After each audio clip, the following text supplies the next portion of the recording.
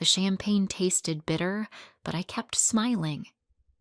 Around the table at Marcello's, 8 faces glowed with wine-flushed confidence.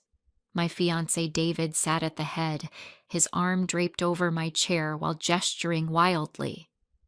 "So get this," David said, voice cutting through the noise. "Maya actually thought her library job would impress the Harringtons at the country club mixer. Before we jump back in, tell us where you're tuning in from, and if this story touches you, make sure you're subscribed, because tomorrow I've saved something extra special for you." Laughter erupted. I felt my cheeks burn but stayed composed, sipping champagne. The $400 bottle David ordered, the one I was actually paying for, though he didn't know yet. "A librarian," scoffed Brett, David's business partner, "at a networking event for entrepreneurs. That's precious." "It's archivist," I said quietly. "Right," David squeezed my shoulder. "Archivist. She catalogs old books in a dusty basement for $32,000 a year while planning a wedding that costs more than her annual salary." More laughter. Christine, Brett's wife, looked uncomfortable. The others, David's associates from Novus Tech, grinned into their wine. "Babe, you know I'm kidding," David said. "But seriously, maybe it's time for something more ambitious. My wife shouldn't work in a basement." "The archive is climate-controlled, not a basement," I corrected steadily. "Same difference. Point is, once we're married, you won't need to work. Novus is closing the Meridian deal. We're looking at $50 million valuation. We'll be set." I nodded. The Meridian deal that would collapse in 72 hours. The one I'd personally ensured would never happen. Let me explain how a librarian ended up positioned to destroy her fiancé's startup. 3 years ago, my father, Richard Torres, died suddenly. He was a patent attorney specializing in tech startups. When he died, he left me 17 early-stage investments. Most worthless, 3 worth millions. I was 26, working on my master's, suddenly sitting on $8.3 million. My father's letter was clear. "Maya, this isn't luck. I chose carefully. Learn to see what I saw. Invest wisely. Stay invisible." I did. Kept my library job, lived in my rent-controlled apartment, spent evenings learning venture capital, due diligence, corporate structure. Created shell companies, used lawyers as intermediaries, became a ghost investor. By 28, my portfolio hit $23 million. That's when I met David at a museum fundraiser. Charismatic, ambitious, pitching his cybersecurity startup to anyone listening. I found him charming. He found me harmless. A nice, quiet girl with a safe job. Someone who wouldn't threaten his ego. For the first year, perfect. Attentive, romantic, supportive. Then Novus Tech gained traction. Landed clients, hired rapidly, moved into the tech district. David changed. Success made him cruel in small ways that grew larger. The salary jokes started 6 months ago. Casual dismissals of my work. Expectations I should be grateful he'd marry someone so ordinary. His friends picked up on it. Every dinner, another humiliation. I could have left. But something darker kept me there. I wanted to understand how deep it went. So I investigated Novus Tech. David's company had genuinely innovative cybersecurity software, but burned through cash alarmingly. They'd raised $8 million Series A 18 months ago, now desperately seeking Series B. The Meridian acquisition was their lifeline, $50 million that would make David wealthy. I dug deeper. Late nights in my dusty basement, I traced Novus's corporate structure, investor agreements, contracts. I found something interesting. One early angel investor, Torres Ventures LLC, held 7% with specific protective provisions. Torres Ventures was mine. One of my father's original investments I'd maintained. I'd unknowingly helped fund David's company. Delicious irony, but 7% wasn't enough for control, so I looked for leverage. Preparing and narrating this story took us a lot of time, so if you are enjoying it, like this video, it means a lot to us. Now back to the story. It took 3 months. Buried in Novus's contracts was a clause about key personnel retention. If more than 2 founding members left within 6 months, major investors could trigger renegotiation or walk entirely. Novus had 4 founders: David, CEO, Brett, CTO, Monica, CFO, James, head of product. I needed 3 gone or willing to leave. Monica was easy, brilliant, undervalued, tired of David's leadership. I approached her through a headhunter at a firm I'd invested in. Within 2 weeks, 3 job offers, each $200K more than Novus. She accepted 30 days ago. James was simpler. Never wanted to run a startup, wanted to invent. I arranged a university research position through a grant program I funded anonymously. He jumped at it. Brett was loyal but deeply in debt from medical bills after his daughter's surgery. I knew because Christine mentioned it at a dinner while David laughed and ordered another $300 wine. Through an intermediary, Brett received an anonymous offer. $500,000 cash for his Novus shares, immediate payment. He'd been trying to sell equity for months, but couldn't find buyers at fair prices. This was 40% above market. He accepted yesterday. Resignation letter dated for Monday, which brought us to tonight, Friday, at Marcello's, with David celebrating a deal that would never close. Earth to Maya! David snapped fingers in my face. You're spacing out. We were discussing honeymoon destinations. Sorry. I was saying Maldives is overdone. We should do Tanzania safari. Show everyone we're not basic. We or you? What's that mean? Nothing. Tanzania sounds lovely. Brett's phone buzzed. He glanced at it, expression flickering before recovering. The payment cleared. $500,000 in his account. By Monday, he'd be gone. David didn't notice. Too busy describing luxury. Lodges, private guides, cost-as-no-object itinerary that Novus's impending success had already funded in his mind. The Meridian deal closes Tuesday. He raised his glass. By Wednesday, we're shopping for a house in Evergreen Hills. No more cramped apartments. I like my apartment. You like everything small and safe, David replied to chuckles. It's cute, but think bigger. God knows you won't get there with library work. Archive work. Whatever. Point is, you're marrying up, Maya. Way up. You should be excited. I looked around at their flushed, satisfied faces. People who'd spent months making me feel worthless. Who'd laughed at every joke at my expense. Who'd never asked what I actually did in that basement, or why someone with specialized expertise was content with a dead-end job. Not once had David visited my work. Never asked about the rare manuscript collection I'd cataloged over 2 years, or the digital preservation system I'd designed now being adopted nationwide. They didn't know about consulting work or papers I'd published in academic journals. They knew nothing about me. Never tried. Excuse me. I stood smoothly. Ladies' room. In the bathroom, I checked my phone. Encrypted message from Marcus Gray, my attorney.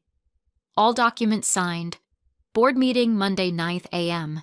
Torres Ventures invoking protective provisions. Meridian notified of pending personnel changes. Deal withdrawal expected Monday afternoon. I typed. Confirmed. Proceed. Then called Sarah Kim, my financial advisor and one of 3 people who knew my real net worth. It's happening Monday. You're sure? Sarah's voice was careful. Once you trigger those provisions, Novus collapses. Meridian falls through. David loses everything. I know. And you're doing this at the board meeting? In person? Yes. Maya, I have to ask. Is this revenge or justice? I looked in the mirror. Simple black dress, minimal makeup, understated appearance I'd cultivated for 3 years. Tomorrow would be different. Does it matter? I guess not. For what it's worth, I think he deserves it. Back at the table, dessert had arrived. Tiramisu for everyone because David ordered without asking preferences. I ate mine silently. You know what's funny? David said, unable to leave it alone. Maya's so smart, but doesn't get business. I tried explaining equity and valuations last week, and she just stared at me. Maybe she was bored, Christine said quietly. Only I heard. I caught her eye and smiled slightly. She smiled back, apologetic. The thing about Novus, Brett said, strain in his voice now that I knew he was leaving, is we built something real. Not everyone can say that about their work. Was that directed at me? Brett had always been more decent, which is why his betrayal would hurt David most. I almost felt bad. Almost. Absolutely, David agreed, missing subtext. We're changing cybersecurity. Meridian sees it. Soon everyone will. What about you, Maya? James, the quiet one, rarely spoke at these dinners. What matters to you about your work? Everyone looked at me, surprised by the question. Preservation, I said finally, making sure important things aren't lost, that history is remembered accurately, that people can't rewrite the past to suit their present. That's actually profound, James said. It's dusty books, David dismissed. But sure, if that makes you happy, babe. It does. Very happy. The dinner wound down around 11. David paid, charged it to his Novus corporate card, another thing I documented, and we said goodbyes on the sidewalk. Great night, Brett said, hugging David. Voice almost sad. Really great. First of many, David replied, oblivious. Once Meridian closes, every night will be like this. We drove home in David's Tesla, leased through Novus, another corporate expense he'd classified incorrectly. I documented that too. The car purred through empty streets while David talked about expansion plans, hiring strategies, his vision for scaling. You're quiet. Tired. Too tired? His hand moved to my thigh, suggestive. Yes. Long week. He sighed, disappointed but not surprised. Our physical relationship had cooled as my resentment grew and his cruelty increased. Another sign we both ignored. At my apartment, the cramped space I actually loved, David parked but didn't get out. You're not staying? Early tea time with Brett. Plus, should prep for Monday. Big week ahead. Yes. Very big week. He kissed me perfunctorily and drove off. I watched taillights disappear, then walked inside. My apartment was a 1-bedroom in a converted industrial building, exposed brick and high ceilings. Small by David's standards, but mine. Paid for in cash 3 years ago through a trust. He thought I rented. I made tea and sat at my desk, opening my laptop. Email from Marcus. Final prep meeting Sunday 2 p.m. Conference room at Harrison and Walsh. Bring everything. Harrison and Walsh represented Torres Ventures. Monday, they'd represent me personally for the first time in David's presence. I opened another folder. Novus Tech Solutions. Complete documentation. Inside were 3 years of files. Every mocking comment I'd recorded. Every falsified expense report. Every time David used company resources personally. Every conversation where he'd discussed insider information at dinner parties, violating NDAs. I documented everything. Not because I'd planned this from the beginning, but because my father taught me. Keep records, stay invisible, always have leverage. The breakup would come Monday after the board meeting, after David's world collapsed. Some might call it cruel, but I'd given him 3 years to see me. Really see me. He'd chosen not to. My phone rang. Sarah. Can't sleep either. Running final numbers. After this, Torres Ventures still holds 7% of Novus, but valuation will crater. You'll lose about $800,000 in paper value. Worth it. Thought you'd say that. Also, I found something interesting. Those consulting jobs David said he was doing. Yes? He was meeting with Meridian separately, trying to negotiate a better personal package without telling his co-founders, planning to betray Brett, Monica, and James after the deal closed. I wasn't surprised. Send documentation. Already did. Maya, he's worse than we thought. I know. Sunday afternoon, I met Marcus Gray at Harrison and Walsh's conference room. Marcus was 60, gray-haired, had been my father's closest friend. He'd guided me through every major financial decision for 3 years. You understand what happens Monday, Marcus said, laying out papers.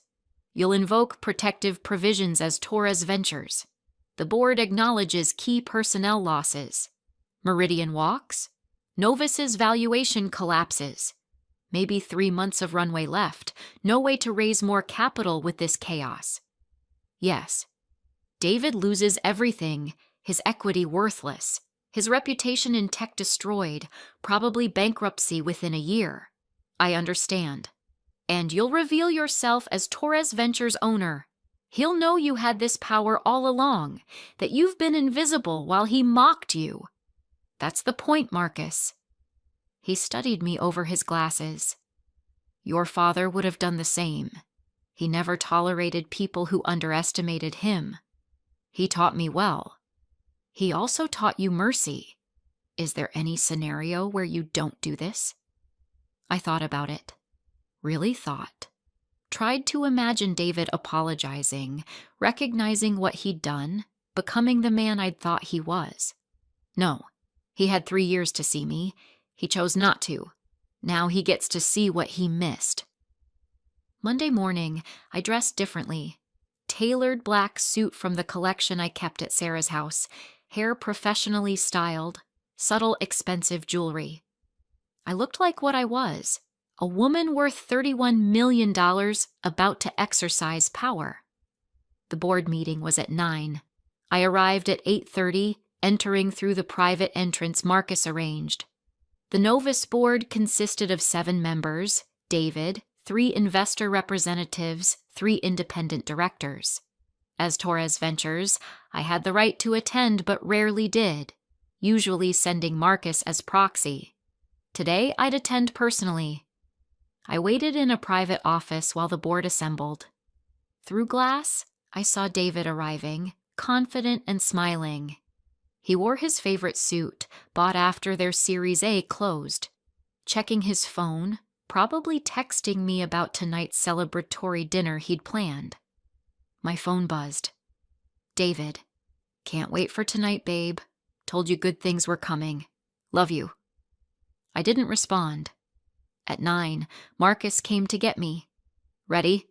Yes. We walked into the boardroom. David was mid-sentence, discussing the Meridian timeline when he saw me. His expression went confused, then more confused as I took the seat beside Marcus at the board table. Maya, what are you doing here? Attending the board meeting. This is closed, for board members and investors only. I know, I'm here as principal of Torres Ventures, LLC. The room went silent. I watched David's face process this. Confusion became understanding, then disbelief. You're saying you're Torres Ventures? That's impossible. Torres Ventures is me. Has been for 3 years. Since before we met, actually. One investor representative, Helen Wu, looked impressed. Ms. Torres has been one of our most patient investors. Never pushed for board seats or control. Very hands-off. Until now, I said. Marcus, please distribute documentation. Marcus handed out folders. David's hand shook as he opened his. What is this? Notice of key personnel changes. Monica Chen resigned 4 weeks ago. James Rodriguez resigned 3 weeks ago. Brett Morrison resigned Friday night. That's 3 of 4 founders within the mandated 6-month protection period. Brett wouldn't. Check your email. David pulled out his phone. Color drained from his face as he read Brett's resignation letter, time-stamped 11:47 p.m. Friday. This can't be happening. Brett is my best friend. He wouldn't just leave. He sold his equity for $500,000 to an anonymous buyer. He needed money for his daughter's medical bills, the ones he mentioned at dinner 6 months ago, while you ordered another $300 bottle of wine and joked about my dead-end job. The board watched with intense interest, not understanding the personal dimension. You did this, David's voice rose. You drove them away. Why sabotage your own investment? I didn't sabotage anything. I provided Monica information about better opportunities. I funded a research grant James qualified for. I made Brett a fair offer for equity he was desperately selling. None of that is sabotage. It's just business. Ms. Torres, interrupted Thomas Chen, another board member. What exactly are you proposing? Invoking protective provisions in the Series A agreement, Section 12, Paragraph 4. Material changes in key personnel trigger mandatory review of corporate direction and investor commitments. Helen Wu nodded slowly, which means Meridian needs notification of these changes before any deal closes. They were notified this morning, Marcus said, as required by law. Their response came at 8:47 a.m. They're withdrawing the acquisition offer, citing concerns about leadership stability and key personnel retention. David stood so fast his chair rolled back. You destroyed my company. You destroyed everything I built. You destroyed it yourself, I said levelly. Falsified expense reports, misuse of corporate funds, violation of non-disclosure agreements at social events. Marcus, page 12. Board members flipped pages, faces darkening as they read documentation. Every charged-back dinner at Markello's, every personal purchase on corporate card, every confidential detail David shared at parties while his girlfriend, the boring librarian who wouldn't understand, sat quietly beside him. This is a setup, David said desperately. She's been planning this, waiting to destroy me. I've been documenting your behavior. There's a difference. Every item in that report is verifiable. Every receipt, email, witness statement from employees you thought weren't paying attention. Why? If you had this much money, this much power, why hide it? Why let me think that I was worthless? That I was lucky you'd marry me? That my dead-end job was something to mock at every dinner while your friends laughed? The room was completely silent. I wanted to see who you really were without my money as a factor. Turns out, you're someone who needs to feel superior. Someone who derives self-worth from putting others down. Someone who can't love an equal, only a subordinate. We can fix this, David pleaded. Maya, we can fix this. I'll apologize. I'll do better. Just make this right with Meridian. You have connections, money. I do, and I'll use them. Just not for you. I stood gathering papers. Marcus will handle formal proceedings. Torres Ventures will maintain its equity stake, but I'll be taking a more active role. I have thoughts about corporate governance and expense reporting policies. You can't just leave. We're engaged. We're supposed to get married next month. I pulled the ring off my finger. The 2-carat diamond he'd bought with money from his thought he was getting windfall, and set it on the table. No, we're not. Goodbye, David. I walked out, Marcus following. Behind me, David started to shout, then broke down. Board members' voices rose in urgent discussion. None of it was my concern anymore. Outside, in Marcus's car, I finally breathed. How do you feel? Empty. I thought I'd feel triumphant. I just feel empty. That's normal. Revenge rarely feels as good as we think. But justice? Justice just feels necessary. My phone exploded with texts.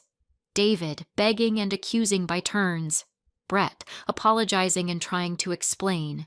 Christine asking what the hell happened. I turned it off. The next weeks were brutal. News spread through tech. Novus Tech's dramatic collapse. Meridian deal falling through. Founder exodus. David's reputation shredded.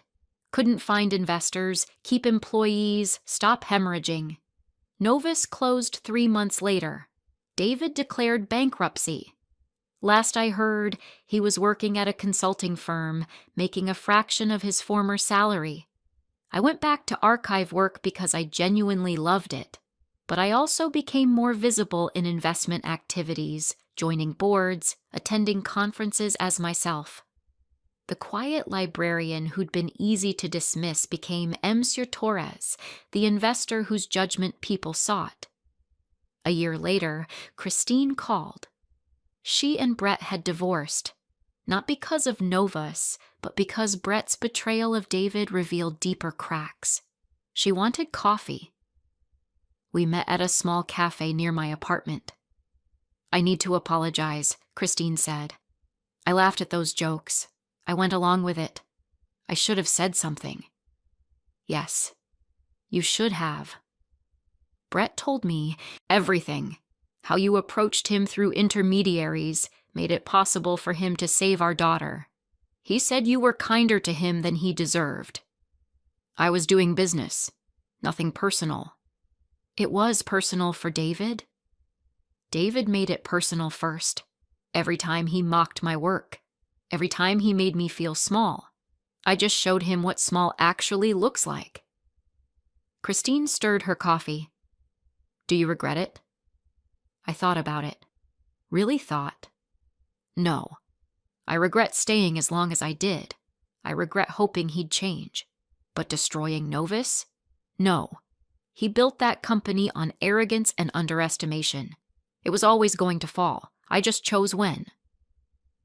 6 months later, I ran into David at a professional conference. He saw me across the lobby, our eyes met, and I watched him decide whether to approach. Finally, he did. Maya, David, you look successful. I am successful. I always was. You just never bothered to notice. He flinched. I wanted to say, I understand now. Why you did it. What I did to you. Do you? I think so. I was cruel. Dismissive. I treated you like you were less than me, when you were always more. I nodded slowly. Yes, you did. Can you forgive me? I looked at him. Really looked. He'd aged badly in 2 years, confidence gone, replaced by something harder and more cautious. He'd learned humility, but it cost him everything. I don't know. Ask me again in another 2 years. He nodded, accepting that. For what it's worth, I'm sorry. Truly sorry. I believe you. But David? Sorry doesn't undo damage. It just acknowledges it happened. I walked away, and this time didn't look back. 3 years later, I'm 32. My investment portfolio is worth $87 million. I sit on 4 boards, mentor young investors, and still work 3 days a week at the archive because it makes me happy. I haven't remarried, haven't seriously dated. Maybe someday, but this time they'll know exactly who I am from the start. No more invisibility, no more tests. I learned something important from David. You can't make people see you. They either do or don't. And when they don't, when they consistently choose not to, you don't owe them the opportunity to change. My father's advice was right. Stay invisible until you need to be seen. Then make sure everyone's watching. David never saw me until too late. That was his choice. Destroying Novus was mine, and I'd make the same choice again. Up next, you've got 2 more standout stories right on your screen. If this one hit the mark, you won't want to pass these up. Just click and check them out. And don't forget to like, subscribe, and turn on the notification bell so you don't miss any upload from us.